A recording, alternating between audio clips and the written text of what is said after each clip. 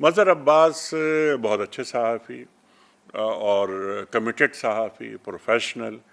एक ज़माना ऐसा आया मज़हर अब्बास पर कि मज़हर अब्बास की गाड़ी में से बुलेट निकल रही हैं, ज़िंदगी तंग कर की जा रही है।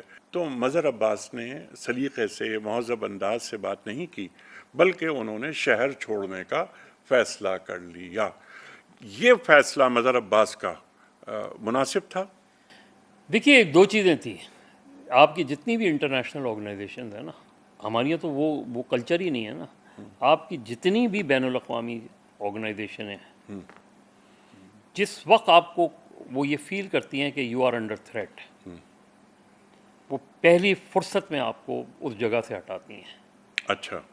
ये इस्टेब्लिश्ड वो है, चाहे बीबीसी हो, चाहे एएफपी हो, चाहे रॉयटर्स हो, चाहे एपी हो, जो इंटरनेशनल ऑर्गेनाइजेशंस होती हैं, वो फौरी तौर पे आपको, जैसे हमारे घर पे अटैक हुआ तो बीबीसी, ज़फ़र जो था जी जी वो बीबीसी के लिए काम करते जी थे, तो जी जी। बीबीसी ने फौरी तौर पे उनको इस्लामाबाद ट्रांसफ़र किया ठीक है। उसमें।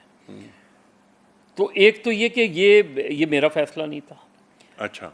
दूसरी बात ये कि उस वक्त फिर मैं ऑलमोस्ट प्रिंट से इलेक्ट्रॉनिक की तरफ जा रहा था। मैंने एएफपी छोड़ के जो है वो एआरवाई वो किया, तो सलमान इकबाल साहब एआरवाई के वो थे। तो और ये कि मुझे चूँकि प्रोग्राम भी करना था, तो प्रोग्राम्स के आपके गेस्ट ज़्यादातर आपको इस्लामाबाद में अच्छे मिलते हैं जी हाँ। उसमें, क्योंकि थ्रेट परसेप्शन कभी भी नहीं रहा। अगर थ्रेट परसेप्शन होता तो 92 पे जब फ्लैट पे अटैक हुआ था, तो हम तो उसके बाद भी कई साल रहे, 2007 तक रहे ना। उधर उधर रहे, फिर शादी के बाद शाहर फैसल कराची में तो मैं रहा हूँ 2002 के बाद से 2007 तक रहा जी हूँ, हाँ। 92 के बाद से। तो वो तो सबसे सीरियस अटैक था। वो जाहिर है, जब घर पे अटैक है तो इसका मतलब है every family member is under threat. जी हाँ। लेकिन उस वक्त जब आके हमारे वो जो उस वक्त डॉन के वो थे हमीद हारून साहब, उन्होंने आके हमारे वालिद से कहा कि आपको कहीं क्लिफ्टन वगैरह में फ्लैट ले दिलवा देते हैं, वहाँ आप चले जाएं। तो उन्होंने कहा कि तुम क्यों चाहते हो कि मैं हमला आवरों को कामयाब होने दूँ। तो अगर उन्होंने फिर भी मारना होगा तो वो क्लिफ्टन आके भी मार देंगे। ठीक है। तो हम रहे, वहाँ रहे, काफ़ी साल रहे जी हाँ, एक उसमें। अरसा आप रहे। अच्छा मज़हर, आपने मुख्तलिफ मालिकान के साथ, मीडिया मालिकान के साथ काम किया। बेहतरीन दौर किन के साथ गुजरा? देखिए, मेरा ख्याल है सबसे अच्छा दौर तो जो एएफपी प्रोफेशनली अगर मैं कहूँ, तो प्रोफेशनली सबसे मैंने इन्जॉय किया वो एएफपी में किया, अच्छा। अपने 6 साल। अच्छा। प्रोफेशनल ऑर्गेनाइजेशन सिर्फ उनको, यानी वो थे कि जहाँ जब आपकी 1 महीने की छुट्टी होती थी तो वो ये कहते थे कि इस 1 महीने में आपने अपनी शक्ल नहीं दिखानी हमें, go and spend your vacation. ठीक।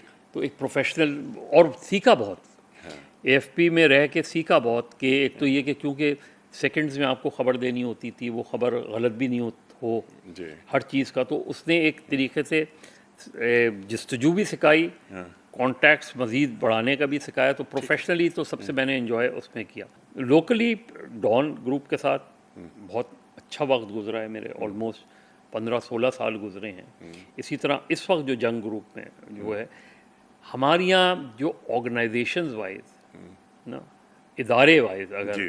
तो 2 ही इदारे हैं इस वक्त, एक डॉन एक जंग। एआरवाई में भी सलमान इकबाल वगैरह इन साहब के साथ बहुत अच्छा ताल्लुक़ रहा। इन्होंने कभी भी उस तरीके से इंटरफेयर इस हवाले से नहीं किया। मैं अपने ज़ात तक कह सकता हूँ, बाकी किसी को क्यों, दूसरों का नहीं कह सकता। मुझे कभी भी ये नहीं कहा गया कि इस टॉक शो में आप ये गुफ्तगू करें ठीक। या ये रोकें। उसमें उसमें थोड़ा सा मुझे डिसअपॉइंटमेंट जो रहा वो एक्सप्रेस में रहा अच्छा। उसमें। लेकिन हर हर हर ऑर्गेनाइजेशन की अपनी वो रहती हैं। हम टीवी से, क्योंकि मैं डायरेक्टली कभी हम टीवी का वो नहीं रहा, प्रोग्राम ही करता था, लेकिन हम टीवी का जो एक कल्चर है वो बहुत अच्छा है। ठीक। एक अच्छा डिसेंट प्रोफेशनल रिस्पेक्ट देना, वो करना, सही। वो सारा।